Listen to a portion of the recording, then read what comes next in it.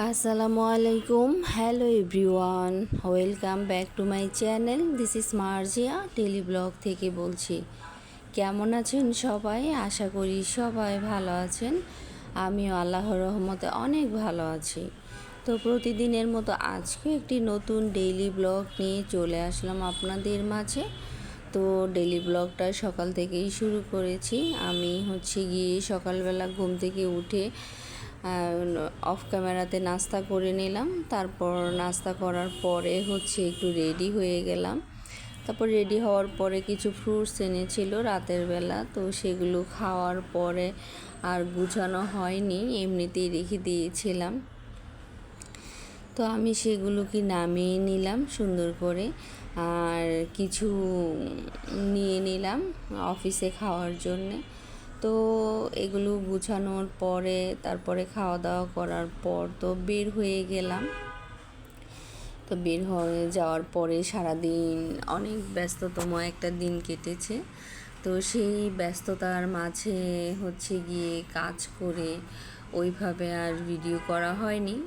তো আমি যখন বাসা থেকে বের হচ্ছিলাম তখনই দেখেছিলাম গরুর মাংস নামিয়েছে, আর শাক রান্না করেছিল, মানে শাক নিয়েছে, তারপরে পেঁপে, ডাল, এগুলো সব নিয়েছে। আমি আর এগুলো ভিডিও করতে পারিনি। তো আমি তো বের হয়ে গেলাম। তারপরে যখন আমি অফিস থেকে বের হলাম, তারপর খুব সুন্দর ঠান্ডা ঠান্ডা জুস খেতে ইচ্ছে করলো, তারপরে দই ফুচকা খেতে ইচ্ছে করলো। তো দই ফুচকা আর গিয়ে একটা জুস খেয়ে নিলাম। তো দই ফুচকার ভিডিওটা কিভাবে জানি চলে গিয়েছে, বুঝতে পারিনি। তো যাই হোক, খাওয়া দাওয়া শেষ করে বাসায় চলে আসলাম। তো বাসায় আসার পরে এসে দেখি যে রান্নাবান্না সবই তো ঠিক ছিল। তো আমার আস্তে আস্তে একদম বিকেল হয়ে গিয়েছে।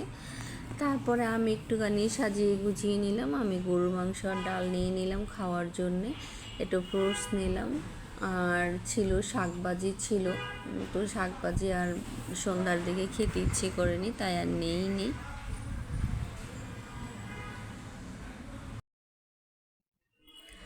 তো এগুলো দিয়ে রাতের খাবার খেয়ে নিলাম। তারপরে রাতে খাওয়া দাওয়ার পরে একটুখানি রাত জেগেছিলাম, তখন ক্ষুধা লেগে গিয়েছে, তাই একটুখানি ফ্রুটস খেয়ে নিলাম। তো এই তো ছিল আজকে সারাদিনের ডেইলি ব্লগ। সারাদিন আমি এত পরিমাণ ব্যস্ততার মাঝে কাটি, আসলে ওইভাবে আমার ভিডিও করতে এখন আর কেন জানি ভালো লাগে না, আর ওইভাবে সময়ও করতে পারি না, কারণ আমার হাতে একদমই সময় থাকে না। আমি সকালবেলা ঘুম থেকে উঠে কখনো অফ ক্যামেরাতে খুব তাড়াহুড়ো করে নাস্তাটা করে বের হয়ে যাই, কারণ আমার ঘুম থেকে উঠতে উঠতে একটু লেট হয়ে যায়।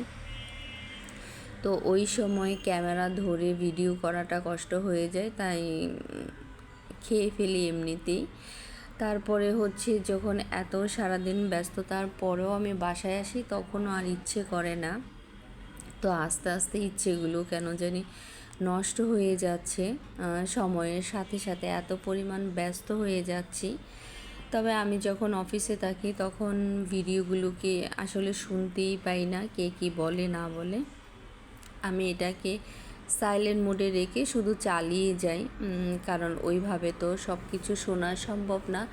আমি আমার অফিসের কাজগুলো করতে থাকি, আর তার সাথে ভিডিও ছেড়ে রাখি। তো ভিডিও যখন শেষ হয়ে যায় তখন অন্যটা ছেড়ে দেই। আসলে কে কী বলে ভিডিওতে এখন আর ওইভাবে শুনতে পাই না, শুনতে গেলে আমার কাজটা হবে না, তাই চালিয়ে রাখি। আর অনেক সময় এত পরিমাণ ব্যস্ততা থাকে, ভালো লাগে না সারাক্ষণ কম্পিউটারের দিকে তাকিয়ে থাকতে থাকতে, পরে আর ক্যামেরার দিকে, মোবাইলের দিকে তাকাতে একদমই ইচ্ছে করে না। তো এত ব্যস্ততার মাঝে ভিডিও কি করব, ভিডিও করতেও ভালো লাগে না, দিতেও ভালো লাগে না, আর ভয়েস দিতে তো আরও বিরক্ত লাগে। তারপরেও মাঝে মাঝে অনেকটা কষ্ট করেই করে ফেলি। আসলে মানুষ যত সময় যায় ততই সময়ের সাথে সাথে ব্যস্ততার মাঝে পড়ে যায়।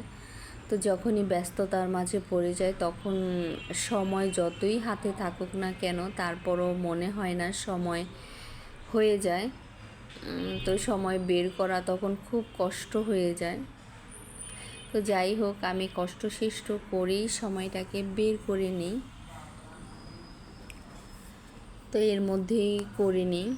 তো এই তো ছিল আজকে সারাদিনের ডেলি ব্লগ। রাতের বেলা গরু মাংস আর হচ্ছে গিয়ে ডাল নিয়ে নিলাম। ডালটা খুবই মজা হয়েছিল। তো সবাই ভালো থাকবেন, সুস্থ থাকবেন। আল্লাহ হাফেজ। আবার নতুন কোনো দিন নতুন কোনো ডেইলি ব্লগ নিয়ে আপনাদের মাঝে হাজির হয়ে যাব। ওই পর্যন্ত সবাইকে আল্লাহ হাফেজ।